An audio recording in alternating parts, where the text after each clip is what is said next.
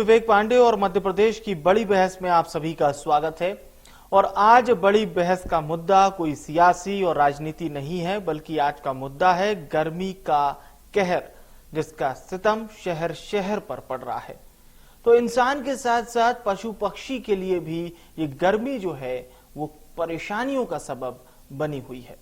लू के साथ heat stroke, heat exhaustion, heat wave बेहद खतरनाक साबित हो रहे हैं। इनके लक्षण अगर आपको नहीं पता है और सही समय पर अगर इलाज नहीं हुआ तो ये किसी जानलेवा परिणाम को दावत दे सकते हैं। लू के बारे में अगर बात करें तो गर्मी में शुष्क और बेहद गर्म हवा चलने को ही हम लू कहते हैं।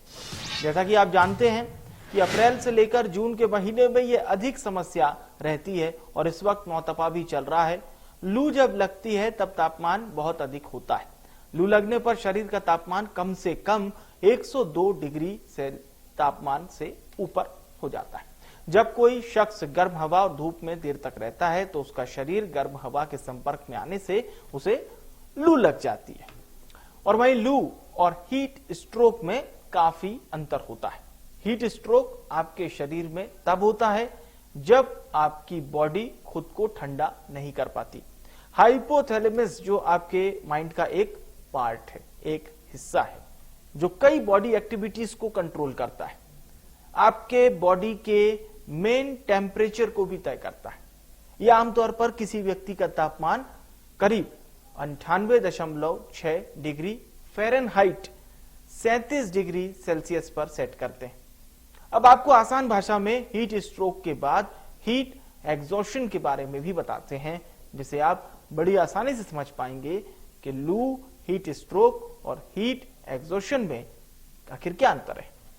हीट एग्जॉशन एक हल्का रूप होता है जिसमें भारी पसीना, कमजोरी, चक्कर आना, मांसपेशियों में ऐंठन के लक्षण होते हैं और लंबे समय तक हाई टेम्परेचर में रहने से या फिर धूप में रहकर काम करने से भी यह हो सकता है। अगर इलाज नहीं किया गया तो यह हीट स्ट्रोक में बदल जाता है, जो एक जानलेवा स्थिति है। बॉडी टेम्परेचर 104 डिग्री फ़ारेनहाइट हो या ड्राई स्किन, बेहोशी होना, ये वो तमाम लक्षण हैं जो इसमें शामिल हैं और इसका उपाय है मेडिकल एक्सपर्ट से उचित समय पर इलाज होना। नजदीकी डॉक्टर से परामर्श लेना आपके लिए हेल्पफुल साबित हो सकता है, क्योंकि प्रदेश में इस वक्त लू का कहर है, हीट वेव चल रही है। नौतपा का आज चौथा दिन था और तमाम जिलों में इसी तरह की स्थिति देखी जा रही है। स्वास्थ्य विभाग की ओर से भी तमाम एडवाइजरी जारी की गई है। तापमान बहुत अधिक होने पर लू लगती है, लेकिन लू का एक बड़ा असर आपके खाली पेट होने से आप पर पड़ सकता है। अगर आप खाली पेट हैं और बाहर जा रहे हैं तो आप पर लू पड़ने के चांसेस 2 से 3 गुना ज्यादा हो जाते हैं। अगर आप भरे पेट हैं, खाना खाने के बाद, पानी पीने के बाद आप बाहर निकल रहे हैं, खुद को ढककर निकल रहे हैं, तो तेज गर्मी में भी आपको ज्यादा परेशानी नहीं होगी। लेकिन इससे उलट अगर आपने पानी नहीं पिया है, हाइड्रेट अपने आप को नहीं रखा है, पूरे आप अपने आप को ढककर नहीं बाहर चल रहे हैं, खाली पेट बाहर जा रहे हैं, तो ये आपके लिए परेशानी का सबब है। खासतौर से अगर ऐसी जगह आप जा रहे हैं जहां सफोकेशन ज्यादा है तो फिर इन जगहों पर आपको अपना ख्याल खासतौर से रखना होगा। तो दोपहर की बात करें तो दोपहर में गर्मी का प्रकोप बहुत ही ज्यादा है। हमारे साथ इस वक्त स्वास्थ्य को बहुत अच्छे से समझने वाले खास मेहमान डॉक्टर अनिल डोंगरे जी जुड़ रहे हैं। स्वास्थ्य विभाग से हैं, इंदौर शहर से, और मौसम वैज्ञानिक दिव्या जी भी हमारे साथ जुड़ चुकी हैं। आप दोनों मेहमानों का मैं बहुत स्वागत करूंगा इंडिया न्यूज पर। और अनिल जी, मैं केवल और केवल हमारे उन दर्शकों के लिए आप क्या सलाह बताएंगे जो रोज अपने काम के लिए बाहर निकल रहे हैं, जिनका बाहर जाना बहुत अनिवार्य है, वो अपने आप को घर में कैद नहीं कर सकते, तो इस धूप से, इस गर्मी से बचाव के लिए कोई खास टिप्स उनके लिए? अनिल साहब। बिल्कुल, मैं तो ये कहूंगा कि precaution is better than cure. हो सके तो भरी दोपहर में अगर हम निकालना अवॉइड कर सकते हैं तो करें, और जिनको जाना ही है तो वो धूप का बचाव एक अम्ब्रेला से और अपने आप को हाइड्रेटेड करके अच्छा पानी पी के और अच्छे ये करके घर से निकलें तो थोड़ा स्वास्थ्य में आराम रहेगा उनको। जी जी, बिल्कुल बिल्कुल, ये सही बात आपने कही। और ये हमारे पास खबरें आती हैं कि खाली पेट होना किसी व्यक्ति के लिए इस लू में, इस गर्मी में कहीं ना कहीं बहुत परेशानी का सबब हो सकता है उसके लिए। बिल्कुल खाली पेट बिल्कुल नहीं निकलना है, क्योंकि अगर वो पेशेंट डिहाइड्रेट रहेगा और खाली पेट रहेगा तो हाइपोग्लाइसीमिया के चांसेस और चक्कर आके गिरने के चांसेस बहुत ज्यादा बढ़ जाते हैं। इसलिए खाली पेट बिल्कुल ना निकले। अगर हो सके बहुत ज्यादा धूप है तो अपने पास इलेक्ट्रोल पाउडर भी रखे, हाइड्रेटेड होकर निकलेगा। बिल्कुल, हमारे साथ दिव्या जी भी जुड़ी हुई हैं, मौसम वैज्ञानिक हैं।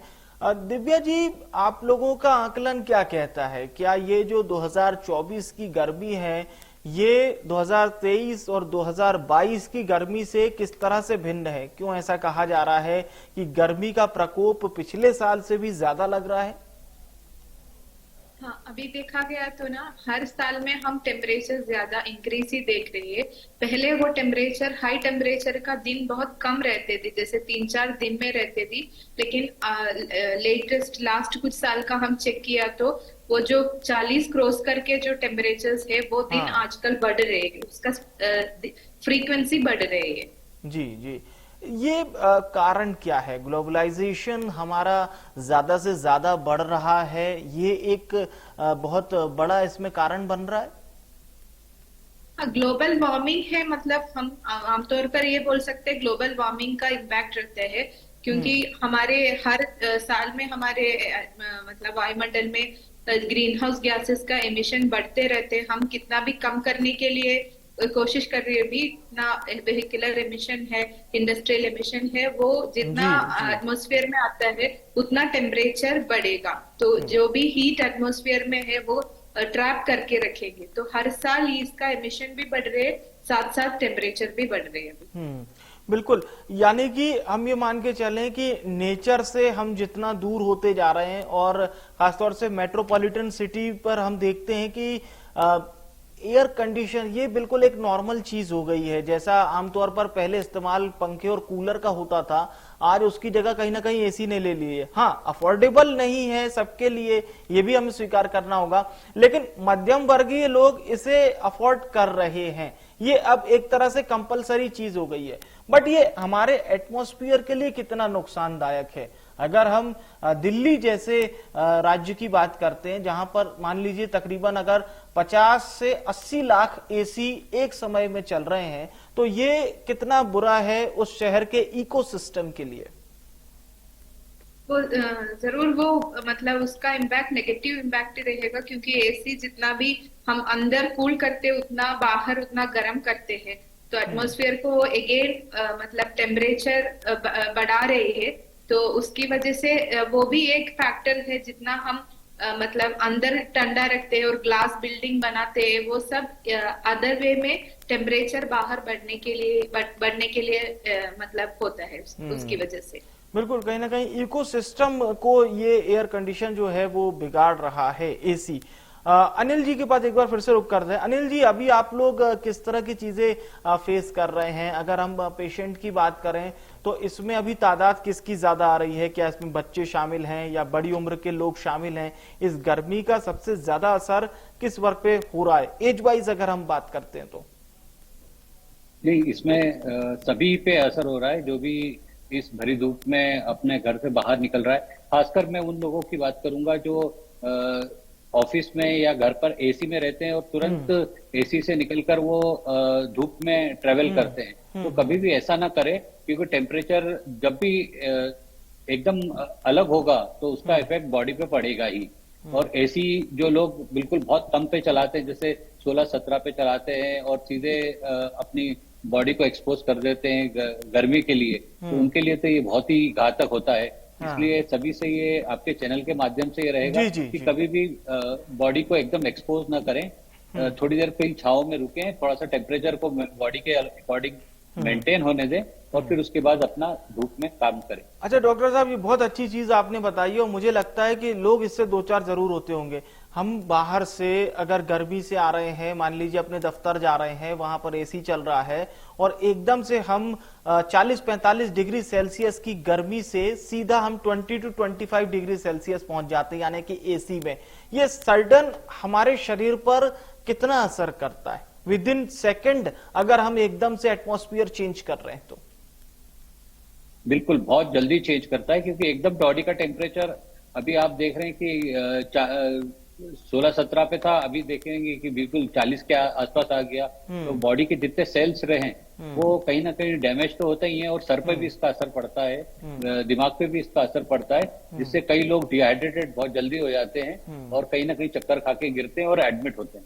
मतलब आप ये सलाह दे रहे हैं कि अगर हम तेज धूप से किसी जगह पर जा रहे हैं जहां पर एसी लगा हुआ है, तो एकदम से उस जगह पर ना जाएं। बिल्कुल बिल्कुल, उस टेम्परेचर को मेंटेन होने दें, थोड़ा सा छांव में रुकें या मेंटेन करें उसको। अच्छा, ये मतलब फिर भी कितना लगभग जो दर्शक हमारे इस प्रोग्राम को देख रहे होंगे, 2 से 5 मिनट का समय, क्या ये पर्याप्त रहेगा? बिल्कुल, 5 मिनट तो पर्याप्त, 5 मिनट तो कम से कम देना पड़ेगा आपको, हाँ, बॉडी को मेंटेन करने। बिल्कुल बिल्कुल, ये बहुत अच्छी बात आपने डॉक्टर साहब बताई है। कहीं ना कहीं इसका लाभ हमारे दर्शकों को भी मिलेगा जो इस वक्त ये प्रोग्राम देख रहे होंगे, और वो अपने बाकी साथियों को इसे लेकर जरूर सलाह देंगे। एक बार फिर से हम दिव्या जी से भी जुड़ते हैं। दिव्या जी, ये इकोसिस्टम जो हमने बिगाड़ लिया है, जिस वजह से गर्मी अब बहुत ज्यादा महसूस की जा रही है, 42 डिग्री का भी तापमान हो लेकिन वो एक्ट ऐसा करता है जैसे 44-45 तक पहुंच गया है। अगर हम इकोसिस्टम में हमारे पेड़ों को इसी तरह से काटते गए और जो एक बड़ा हिस्सा जंगल का हुआ करता था वो धीरे धीरे कम होता जा रहा है, तो इसका आने वाले समय में और कितना असर पड़ेगा? वैसे तो बहुत अच्छा खासा असर इस गर्मी में लोगों ने देखा है और देख ही रहे हैं, अभी तो ये चलेगा कम से कम 1 महीने। जरूर इसका असर बहुत बुरी तरीके में हमारे ऊपर रहेगा, क्योंकि जितना भी पेड़ पौधा है और फॉरेस्ट रीजन है, वो प्लांट्स क्या करते हैं, एटमॉस्फेयर में कार्बन डाइऑक्साइड है उसको एब्जॉर्ब करते हैं।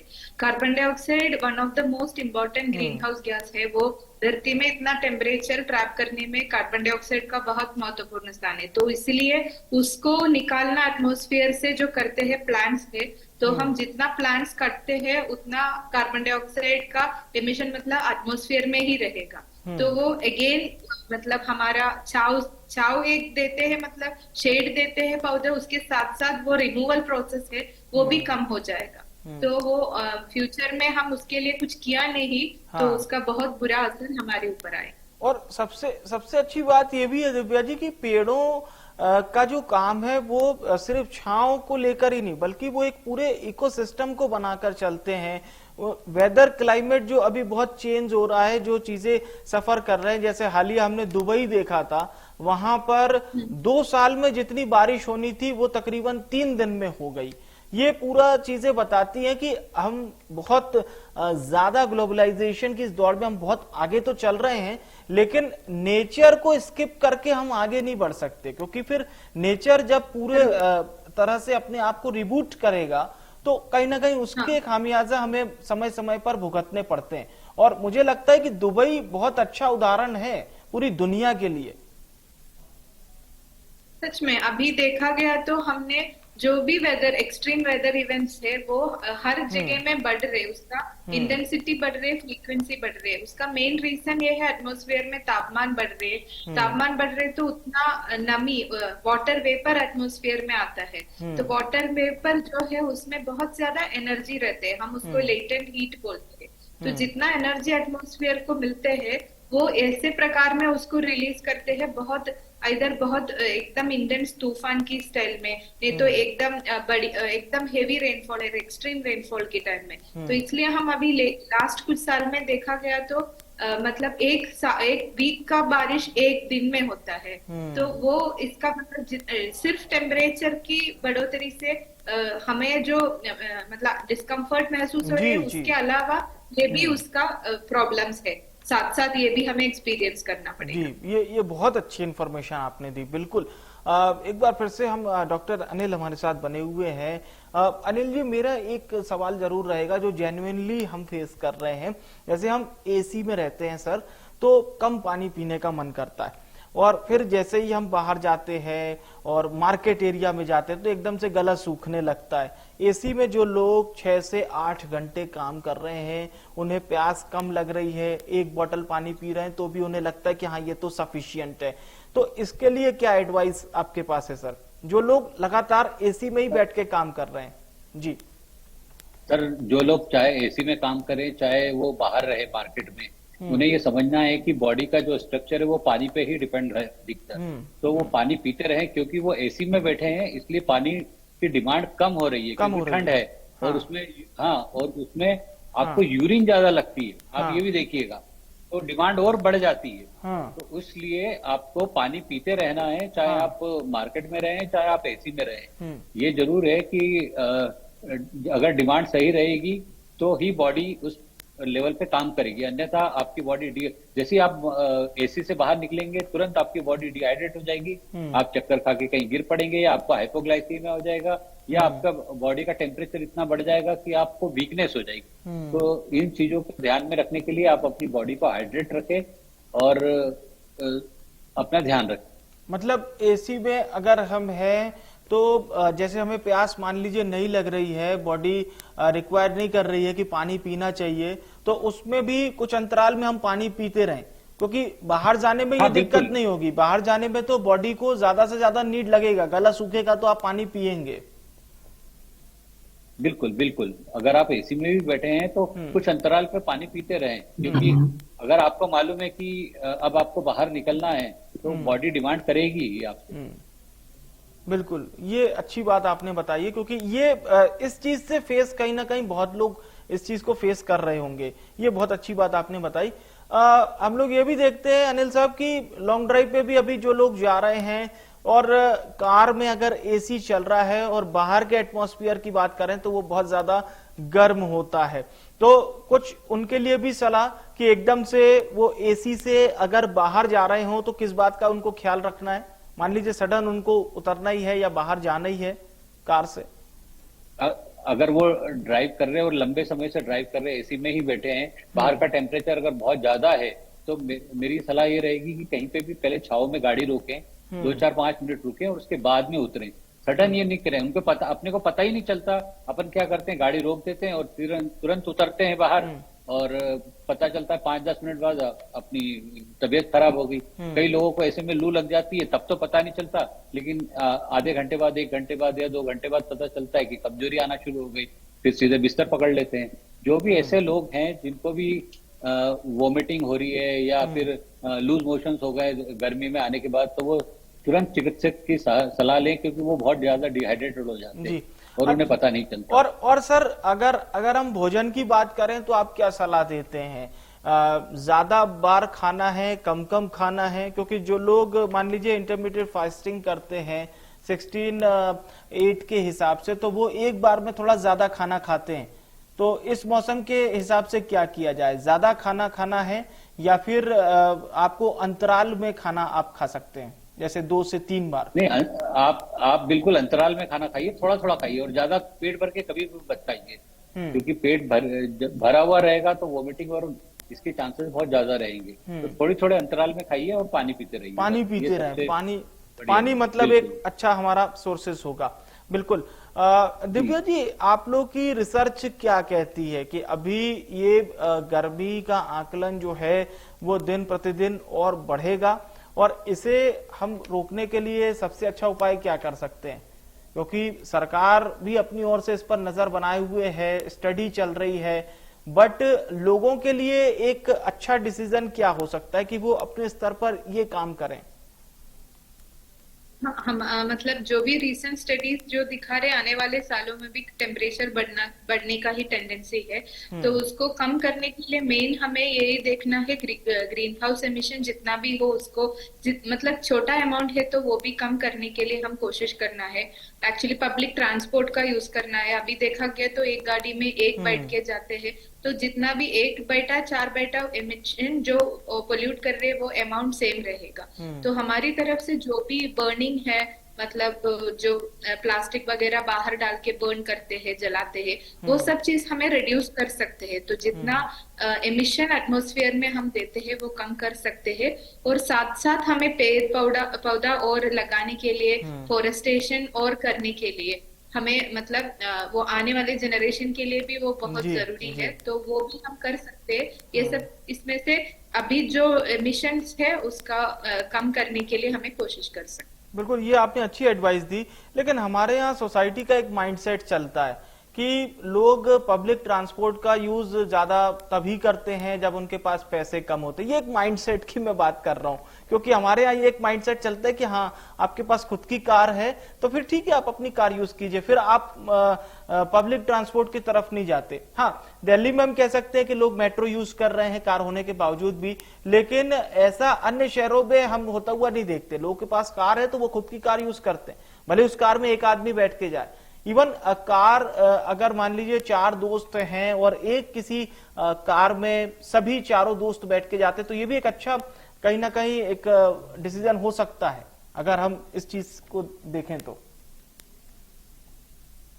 सच में वो, और पब्लिक ट्रांसपोर्ट यूज करने का बहुत एनकरेज भी करना है सरकार की तरफ से, तो वो भी बहुत यूजफुल हो जाएगा। तो मतलब आजकल क्या है, सभी जगह के लिए पब्लिक ट्रांसपोर्ट अवेलेबल नहीं है, तो लोगों को डिपेंड करना पड़ता है। जी। तो मैक्सिमम वो भी सुविधा मतलब अपने लोगों के लिए इंश्योर किया तो कम हो जाएगा उसका। वो भी सरकार की तरफ से वो भी एक प्रयत्न कर सकते। बिल्कुल बिल्कुल बिल्कुल। अनिल जी, मैं जरूर एक बात आपसे जरूर पूछना चाहूंगा, बच्चों के लिए क्या एडवाइस है सर आपके पास, अगर 10 साल तक के बच्चों की अगर हम बात करते हैं इस गर्मी को लेकर?